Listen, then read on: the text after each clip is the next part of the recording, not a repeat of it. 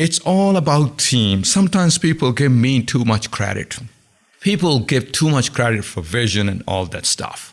I believe that ideas are a dime a dozen. Whatever idea I was thinking in 2008, there are probably 100 other people thinking of the same idea, maybe several hundred people. It's the conviction, it's creating a burning desire. And once you have burning desire and conviction, you make execution happen. Hi, I'm Joubin, operating partner at Kleiner Perkins, and I'm excited that you're tuning into Grit. The goal of this is not for it to be a highlight reel of how successful my guests are, rather a candid exploration of how hard it is, both personally and professionally, to create, build, and scale world-class organizations. If you're a fan of the show, please subscribe, leave a review, and make sure to follow us on LinkedIn or Twitter. Thanks. Do you ever come to Vegas for fun? No, I never gambled in my life. Ever? Ever. Why not? Just don't like it. I would rather gamble in the business world. Do you feel... I'm a Zscaler. All these startups are essentially high-stake bets. Do you feel like you're gambling when you do these startups? I didn't say it. That's why when I compared, I didn't say gambling. I say these are high-stake bets. Yeah, where you're the house in this case. Things uncertain, right? Look at it, you have a conviction, you move forward with it. But the outcome is not 100% certain. The bigger the opportunity, less certain the outcome is. This is your fifth company. Yep. The first four were sold. Yep. The second through the fourth were done together. A little staggered. Oh, by a year. A year or two, yes. Yeah. It's like having kids. Yeah, exactly. Exactly. Right. Did your degree of certainty or confidence go up per company? Or did it feel the same almost every time? It went up. It did. Why? I think first time, you just don't know. It's like having the first baby in the house. It's just so different. The second time, you're a little more assured because you've seen some of it. But also it depends on what you do. Take with SecureIT, the first company. I just didn't know a whole lot. I made certain decisions, wondering if they're right or wrong decision. But I've always collected X amount of data and used my gut to make a call and move on. And luckily at SecureIT, everything worked almost perfectly to the degree it felt like a fluke. Wow, how could everything be so right? The hardest decision at SecureIT was when I started to get inbound calls for acquisition. I wasn't ready to sell the company. And there was a fascinating conversation with this gentleman from this company that was a previous name of McAfee. It was changed for some time. It was Net something, okay? And the CEO calls me.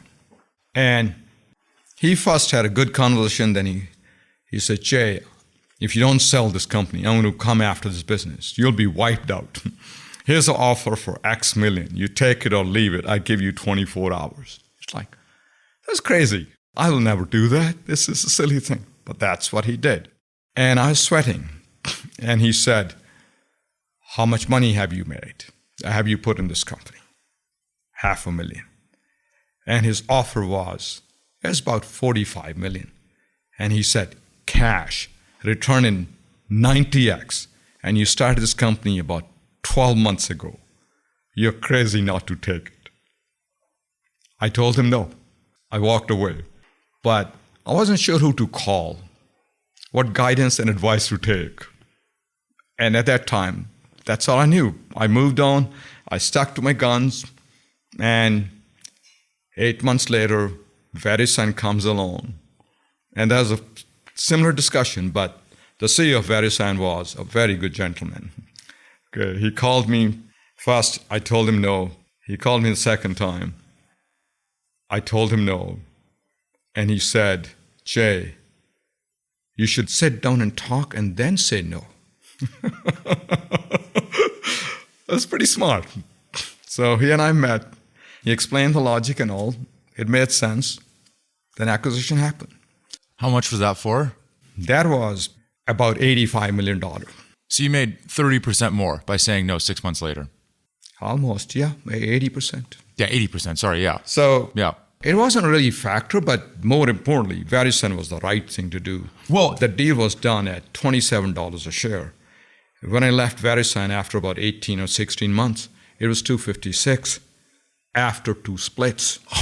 So like going from $27 to $1,054. So 70 of my 80 employees in Atlanta were millionaires with the stock options. It's a big story. And it's most satisfying to me. It was, wow, I hadn't imagined such a big success, especially my employees when I left. They gave me an award, Securing Our Future award. So it was a wonderful feeling. But that's what led me to do next and say, it feels good, but is it real? Was it a fluke? Right. Can I really do a startup systematically again? And the $500,000 that you put in was everything that you had, right? That's right. And by the way, that $500,000 was everything that you and your wife had. That's correct. And moreover, you both went in and started the company together. That's right. Yeah, to some degree, it was also, we needed it because my wife was working at Bell South at that time. She was a business analyst. She has a combination of MBA in finance and master's in information systems. So I needed to hire someone to do all the back office and everything. I looked at the cost of doing that. I said, my wife Jyoti, if you leave your job, you do this thing, that's wonderful. Now, it is higher risk stuff, but it logically made sense. And how did you two meet? It's an interesting story. At University of Cincinnati. Not in India. Not in India. She was doing her master's. And you come from very humble beginnings. Like I've read stories about you walking over 2 miles to get to school each day in a rural village in India. Yes. No electricity, no running water. Yeah, running water. We got running water after I finished my 10th grade. Electricity after I finished my 8th grade. What about being in a car? But after 12th grade. Yeah. When was your first picture taken? High school portrait. Do you know the class picture they do? Yeah, I was always in the front and center because I was the short kid in class. Yeah, I know it. I resent it. But it was a wonderful, happy life. We knew. Did you feel happy then? Absolutely. I don't know anything else. In the small village, we did well, great friend circle. Life was wonderful. I guess what strikes me is when generally my pattern recognition tells me that when you come from so little and then you have $500,000, I mean, $500,000 must have been a lot to you at that point. Yes. I would think that you'd come from a position of scarcity rather than risk on. That's very logical thinking. Yeah. But the other logic is, my family had no money. I had no attachment for money. There's no feeling that I must buy this. The materialism wasn't there in the family. My parents were pretty simple living people. So that's I learned. And it hasn't changed a bit. What has changed is the feeling that, yes, you can do whatever you want to do. At one time, I used to dream in my childhood, I want to travel around the world. Will that be possible? That has changed. Yes, the ability to say I want to stay in a fancy hotel. The ability is there, but there's really no desire and interest. You don't? I don't. I want to... Come on, you're kidding me. I want a simple, clean bed. So when you go to Atlanta, Yeah. where do you stay? We generally look for a 4-star good hotel. You serious? Yeah, I'm anti this spending, blowing all the money and everything. But you know what's weird? This is why I was so excited to talk to you, because every headline about you is such a misunderstanding of who you are. Because every headline about you is labeled richest Indian American, blah, blah, blah, which is surprising, by the way. I tried to really tell them, don't have those headlines. It's crazy, right? but it's literally everything you're not. Right, I agree. In fact, it's almost the worst way to describe you. I agree. And do you think that this feeling of detachment from money is a prerequisite to the success that you've had? I'm not sure that's a look at it, but I come from a family where my parents were fairly spiritual. There's no attachment for any materialistic goods. So I have been that way. But what has been probably one of the big reasons for my success is I had no attachment of money. With that, I could take risks. They're kind of joined together. Being able to put the life saving on the line was a big deal. Turning down the offer from this very brash, aggressive CEO to say, hey, you got this, whatever, he gave me 24 hours. That is kind of not really, if I was really tied to money, I would have taken it. And this company went through cases that CEO and CFO got charged in SEC, all that kind of stuff. This was 98, 99 timeframe or 2000 when all that happened, and Verisign did extremely well. So ability to take risk and not having attachment of money are kind of linked to each other. That probably helped me. Being able to put my savings into Zscaler and not taking any funding, I put close to about $50 million in Zscaler and nobody else's money. Nobody. At this point, I mean, obviously I'm playing for the home team here, but venture capitalists must have been banging your door down. Yeah. Number 5. Yes. I didn't talk to anyone. Lots of them tried to talk to me. Yeah. But the risk at Zscaler was much lower from financial point of view than at SecureIT. SecureIT, everything was on the table. Yeah. At Zscaler, it was a relatively small amount of investment of my savings. So do you think, I mean, you'd probably give me the politically correct answer, which is okay, but do you think that you actually work as hard at Zscaler on number 5 versus at SecureIT number 1 when you and your wife, it was all at stake? Sometimes I wonder if I work harder now than I did for SecureIT. Seriously? Seriously. For me, I never looked at work as work. I always enjoyed working, learning as a student. I just studying all the time. I just loved it. For example, if I went to the town nearby once in a while, we walked down to the main road area, which was about half a kilometer, and we waited at the bus stop for bus to come, and bus may come in 30 minutes or in 60 minutes. I'll have a book in my hand. I'll be studying all the time. I just loved it. I think life is too short to waste your time because life is made of time. If you don't waste your life, you don't waste your time, that means you do something to make a difference. I learned very early on that happiness is a state of mind. It has nothing to do with money. It's funny, when I came to the US in 1980, first time I went back was after 4 years, okay? And there was no phone communication. In fact, for the first time I talked to my family was after 3.5 years, because they had to drive or take a bus to a city that was about 4 hours away, where they could join one of my distant relatives. So I could make a phone call and talk to them. But when I went back after 4 years, I went back to my high school because I have so much attachment for my schools because of these little poor village schools, okay? And this one student asked me, he said, how happier is an average American than an average Indian? Took me almost 30, 40 seconds to think through. Then I told him that the average American is far, far richer than average Indian. But I don't think an average American is any happier than an average Indian. And that I still believe. Is that why you resist so many of the temptations that come with not just money, by the way? You don't have handlers when you walk around. All of these things. I assume given that you're staying in these hotels, like you're not flying in your own plane, like you don't do any of these things. Is it because you have seen what having nothing looks like, and deep down there's some resonance around this idea that there was actually a very happy point in your life that you want to like hold on to? I think all this money show off is kind of fake. I think authentic life is real and simple life. If you ask me, I'm a big student of history.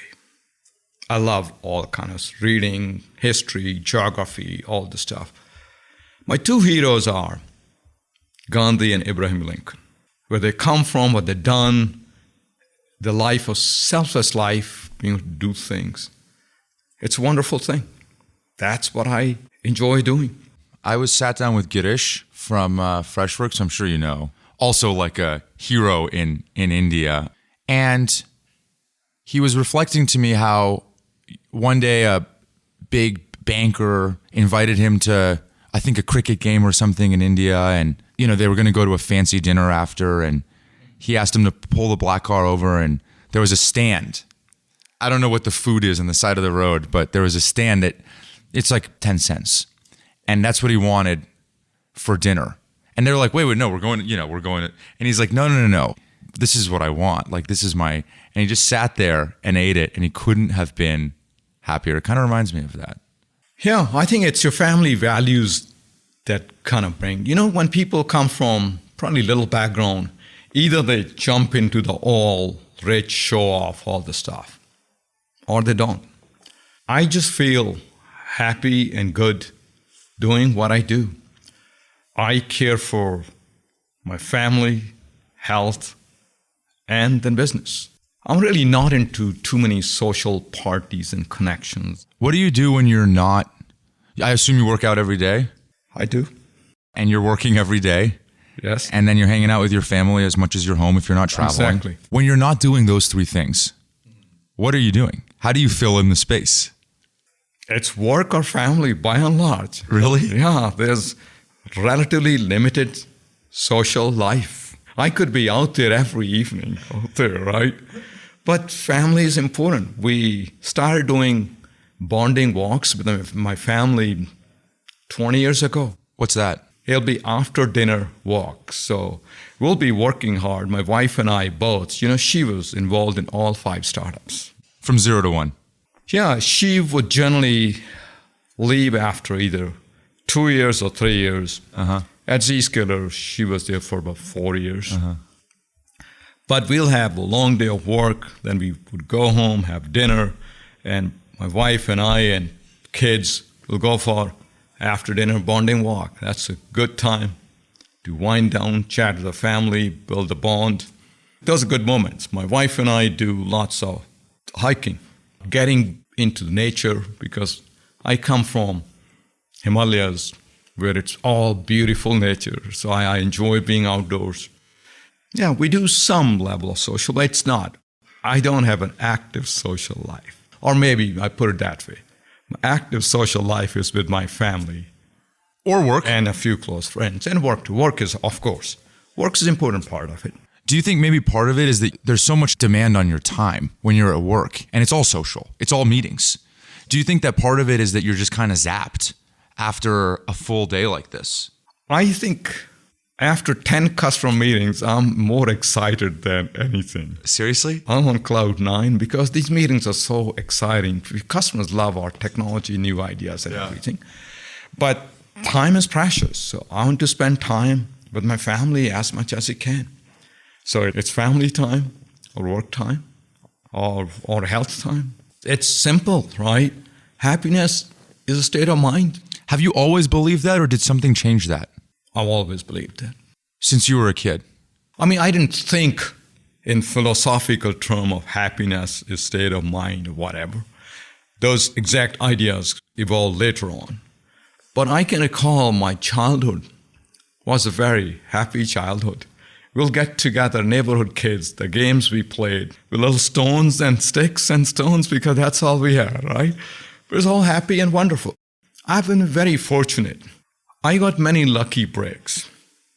And probably because I worked hard and people picked up on some of the things I was doing. Tell you high school. In India, high school at that time used to be up to 10th grade. So I was a good student all along because I just studied. I love to study. And one day, my headmaster or equivalent principal, he comes to me. This was 10th grade. This is state level exam that happens in India, like UK. You know, in US, you don't do that. In India, the entire state, all students of 10th grade, which is a high school, will appear in the same test across the entire state. And results come, they tell you who is gold medalist, who is second rank, third rank, and so on and so forth. So my teacher felt that I had a good potential. So headmaster comes and tells me, look, you're wasting your time sitting in the classroom. You're not learning anything.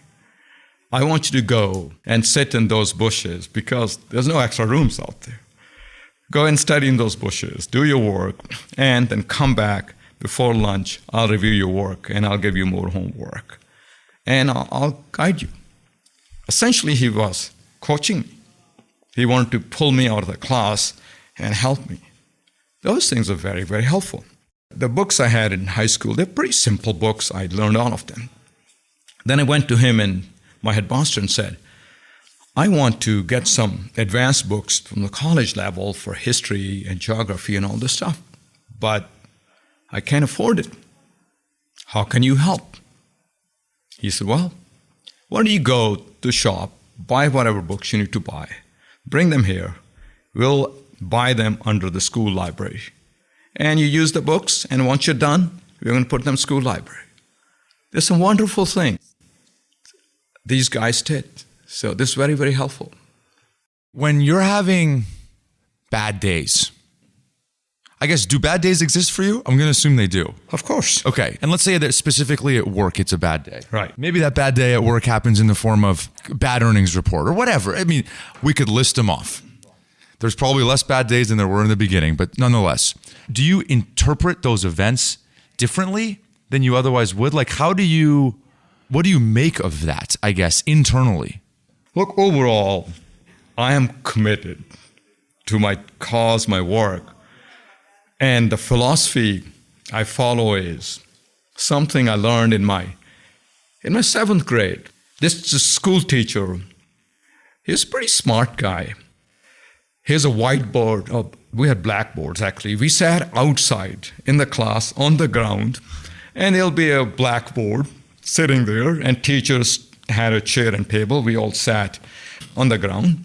And he come and writes on the board. He said, do your best and leave the rest to God. I still recall the thing. I barely knew English.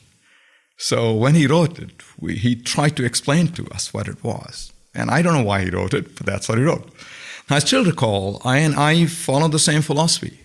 I do my best, and then I leave the rest to higher powers. I've done my best. That's what matters. That's what I teach my kids too. Are your kids ever like, okay, Dad, I get it. Like, I get it. I agree with you. Right. But like, can't we stay at this place? Does that not exist? So it does, but it's not that. The upbringing matters. Yeah. My upbringing is influenced by my parents. And my kids' upbringing is influenced by how we behave and act as a family. They say kids don't do what you tell them to do. Kids do what they watch. Their parents do. So we have always lived in a fairly middle-class house. My 2 boys will be doing lawn mowing with me in the backyard. Okay. So they're learning from it. Now, there are things we do. We do take vacations. Sure. It's a family time. Sure. Going to Kruger National Park for a week. In Africa, sitting out there, Alaska, spending a week there. All those things. But my kids don't ask me to say, why don't we stay in a 5-star hotel? We would rather stay in a Courtyard Marriott and actually make Indian chai, okay? Because it's nice. Or just 4-star hotel. I know my kids don't really care about the hotel fancy. It's amazing. That's what it is. I mean, I'm very proud of. That's amazing. I don't until recently they even knew. They knew that what? What the wealth we had. You don't think so? Till about a few years ago. You believe that? Obviously, once Zscaler got public and all that stuff, then they picked up. Yeah. Till then. You don't think they had any idea? They knew we did well. Yeah. That's all they knew. And you loved it that way. I loved it. I want to leave it that way. Can I revisit the customer comment that you made? After 10 customer meetings, you're more energized than less. I read somewhere that you don't start your meetings really internally until noon? After lunch, yeah. Is that true? Yeah, there are no internal meetings. Yeah, they're all set aside for customers. Every day? Every day. So you're telling me Monday through Friday, maybe even on the weekends if you're having international calls, you're not taking internal meetings. Everybody knows that. There may be a rare exception. Of course. But yeah, I don't. And I want my other leaders to do the same too. And I assume that means not just sales leaders or marketing leaders. I assume that means all leaders. I mean, sales and marketing need to talk to customers all the time. That's the job. Right. But others, I like others to talk to customers as well. It's a good thing. How many customer meetings are you doing in a week? You wouldn't believe it's generally 20 to 25. Every week? Every week. And are they existing, net new? Combination, yes and yes. But it's not a whole lot. See, the way you think about it is, if you have 4 meetings a day, then you had 20 meetings in a week. Yep. If you spent 1 hour doing a customer call, you spend 4 hours doing customer calls, and a typical CEO's 10, 11 hours a day, that's less than 40% of my time. There's a lot of other time left to do other stuff. It's not a whole lot. That's incredible. But it's important. It's more important at Zscaler than it ever been. So I am far more customer obsessed at Zscaler than I was in my previous companies. And it's partly because what Zscaler does is a very mission critical service. We're the switchboard. We're the party that connects a user to right application or service. This service must work all the time. And when some of the largest customers, I don't know if you saw this, CVS Health was here yesterday, FedEx was here yesterday speaking, Cigna was here, ServiceNow was here. All these companies depend upon us to run their business. If Zscaler doesn't work, there's no business. So it's a very, very important service. And customers want to know that we are committed, we are serious partners. They want to talk, and I want to communicate to them. It's a good thing. We learn from them, and it's exciting. I enjoy customer meetings more than internal meetings anytime. The company's almost $30 billion market cap, 6,000 plus employees. It is one of the preeminent security companies, and I think you have ambitions to be one of the preeminent companies, full stop. And by the way, you're like securing core infrastructure for the companies that you just mentioned. I know you're inspired by Salesforce, but it's a little different. By the way, a CIO told me, Jay, you may be a small part of my IT budget, but we are very important. Yeah. This one fun conversation, these are the things that get me excited. This CIO comes to me and says, Jay, congratulations, Zscaler has been selected as one of the 4 strategic partners in my company, but I had to fight for it. And I said, what do you mean you do fight for it? He said that the minimum spend to be a strategic partner in our Fortune 100 companies is $50 million per year. And you're only a few million. I smiled, I said, I can fix that mistake pretty quickly. But it's strategic, it's wonderful. It's a big obligation. But we take it seriously and we build the right team. It's all about team. Sometimes people give me too much credit. People give too much credit for vision and all that stuff. I believe that ideas are a dime a dozen. Whatever idea I was thinking in 2008, there are probably 100 other people thinking of the same idea, maybe several hundred people. It's the conviction, it's creating a burning desire. And once you have burning desire and conviction, you make execution happen. It's an execution that sets all other dreamers from people who make the difference. And that's really what I enjoy doing. And to make execution happen, you need a strong team of people. And you need to evolve and change. I am very different today in my execution style than I was 6 years ago or 10 years ago. As the size of the company changes. Not you specifically, but just maybe the environment around you. No, I too, my style of management has to change. I was very, very hands-on. I knew every detail of the product being built as the product manager. I knew everything for the first 5 years. Now I don't know all the features and functions, and I can't. Yeah. There's no time. If I spend time doing that, I'm not doing things that are more important. So style, delegation, it's always a learning thing. One of probably the biggest thing I learned in my life is to be self-confident and self-critical at the same time. If you're overly confident, you become arrogant. You probably start missing out on things. If you're too critical, you don't have the confidence to really move forward. So having the confidence to really move forward is a wonderful thing. You got to have that. And you get more confidence by learning, by being close to situations, by knowing what's going on. So I am hands-on. But I'm always looking at things. How could I do a better job? Always looking for a better job. And that sense of doing a better job is kind of being critical. You're saying, what was good about this thing? What could be made better? That's the culture I have been cultivating at Zscaler. Does that drive you nuts? Meaning this feeling, the way that I describe it, and it's a very common pattern amongst almost all of my guests, this feeling of dissatisfaction. It's this feeling that wherever you are in your current state is not good enough to your perceived potential or desired future state. And living in that area is exactly the thing that propels you.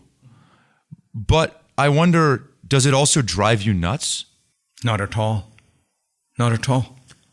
It's a very comfortable situation. Absolutely. You don't feel anxious or antsy. It goes back to probably the same philosophy. I mean, I talk to my kids about it. We are learning. You do your best and leave the rest. Whatever happens, happens. But when you're doing your best, you're never doing your best. There's always room for improvement. It's a good thing. I learned not to worry about things. My wife worries about things. She and I are very different personalities. Okay, she did all this work because she's a hard-working person too. She was gold medalist from Delhi University, so she's smart and sharper than me in many aspects. So when it comes to finance and all, I barely know anything about it. And I don't need to know about it because that's how you get people around you. She's amazing, but she worries about things, list of things. I have 20 things sitting out there open. I'm constantly prioritizing. And I'm looking at the A must be the things that I don't get done, but they are B's and C's, and that's okay. You understand that everything won't get done. You prioritize. I am ambitious, and I try to do more things than I know it's possible because of time and everything. But give a shot. Whatever happens, happens, and you move on with it. Do you lose sleep over work? I'm a very sound sleeper. I'm very sound sleep. So you don't, on a stressful day, put your head down on the pillow and think, your brain, the OS isn't just going? So most of the time it is. The only time I get work on my brain is when I'm doing gardening. On or off your brain? Off the brain. I'm sorry, not thinking about work. Is when you're gardening? When I'm gardening. That's it? I am in gardening. Most of the other time, the brain is working. When I go to sleep, and as I fall asleep, I try not to think about work. I think of those beautiful childhood memories running around in that village and going to the village well and fetching water and running after our cattle and goats and whatever. It's just innocent childhood memories. So I fall asleep doing that. And that's what I do. I'm fortunate. I'm very sound sleep. What about when you work out? At that time? You don't get it off your brain? I do, but I don't do long workouts. I don't go to any gyms or anything like that. What do you do? I do my 7-minute aerobics.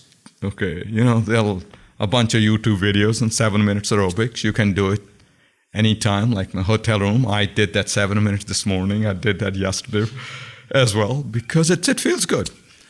And then it's typically I do about 8,000 steps a day on weekdays and about 15,000 steps a day on the weekend. You're in great shape. Well, I worry about only 3 things. It's right food, exercise, and sleep are the only 3 things that matter. And are you consistent with what you eat? With my travel, it gets hard. Yeah. But I'm vegetarian 90% of the time. Yeah. And 10% when I don't really get anything meaningful, I do eat a little chicken and fish. But most of the time, it's vegetarian food. Does the pressure of all of the things that I talked about, the amount of employees, the customers that are coming up, do you experience pressure? Do you feel the weight of that responsibility to all of these stakeholders? Of course, there is this responsibility. This Do you big feel it? obligation. I do, but this is how I think. I'm going to do my best. I'm going to give my all. And after that, whatever happens, happens. That's how it should be. But how do you reconcile the feeling of never actually thinking you're doing your best? It's well reconciled. It doesn't really create any problems because I don't compromise on my sleep. Yeah. 80% of the time, I sleep 7 hours a day. And 20% because of some of the travels and all, it gets crazy. So I need sleep, so I don't really say I need to keep on working. I need to spend some time with my family. My wife is very understanding, engaging. She loves her own reading. She's into reading philosophy books and this and that. And she's not very demanding in terms of, we need to go out for dinner here, She this, gets there, it. this. Well, it's not because of me. It's her nature. Probably she has influenced me and I have influenced her. Mm-hmm. So both of us are very well aligned. We can be sitting at home and working together. She's doing her own reading and I'm doing my own work, happily doing the stuff. But I think you do what can be done within certain boundaries, and then you move on. Both my parents are scientists. They actually met at Roche, where the VMware now is. And at my dinner table growing up, my mom and stepdad would talk about work because they work together. And we did too. Absolutely. So at your dinner table growing up, you would talk about, it's a little bit more overlap in the Venn diagram, but you would. Yeah, absolutely. But we also twist the conversation towards teaching kids about some of this stuff. Not business, but computers, learning all this stuff. So dinner table is getting kids a little bit engaged, teaching them, 20 years ago, how computers work. Yeah. How the basic networking works kind of stuff. Look, I've been fortunate. If you ask me, my biggest pride is not building these companies. My biggest pride is raising a good family. I have 3 lovely kids. They have honesty, integrity, hard work is what I learned from my dad and mom, and that's what I have passed on to my kids, and that's what they do, which is wonderful. You were inspired at an early age, from my understanding, by Marc Andreessen and his Netscape, the was browser, the inspiration for Exactly. me to start SecureIT. How old are your kids now? 31, 28, 24. Okay. So when you see what's happening in the AI world, like let's be more specific with the LLMs. Yep. Do you, number one, feel that same feeling that you did way back when of a re-inspiration? And part 2 is, do you impart that onto the kids? Yeah, I think kids watch. They learn more by watching and seeing rather than telling them to do something. Yeah, I think I got 2 of my kids are in the high-tech area. One decided to go in medicine. The only member in our family who gone to medicine, orthopedic surgery, which is great. Yeah, I think they get inspiration, but I tell them, go and get some real-world experience rather than rushing into a startup early on. Because there's a lot of good stuff you learn from companies. A lot of my sales and marketing training came from IBM. Without my training at IBM, I probably wouldn't have been as successful as I am today. My engineering background, combined with business background at IBM, allowed me to start companies on my own Otherwise, I would be wondering, what does it take to sell? I would be looking for a partner. I couldn't start a company without really looking for someone who sells good and go to market. So I got a combination of two, both of those areas, which kind of allows me to do all these companies I actually have done on my own without a really serious partner. I appreciate you doing this. I really do. Thank you for taking the time. Thank you. Are you hiring? Is Zscaler hiring? Always. Always? Always. Have you been hiring since the jump? Has there ever been a time where you haven't been hiring? No, we're always hiring. We have a rule at Zscaler. If you find someone who walks on water, there's always an opening, a job for that person. Always. So we have done that all the time, which is very good. It's all about people. Some best people make a huge, huge difference. I interview lots and lots of people all the time, whether there's an opening or not. Looking for smart people. At the end of the day, during each interview, you end up learning one or two things.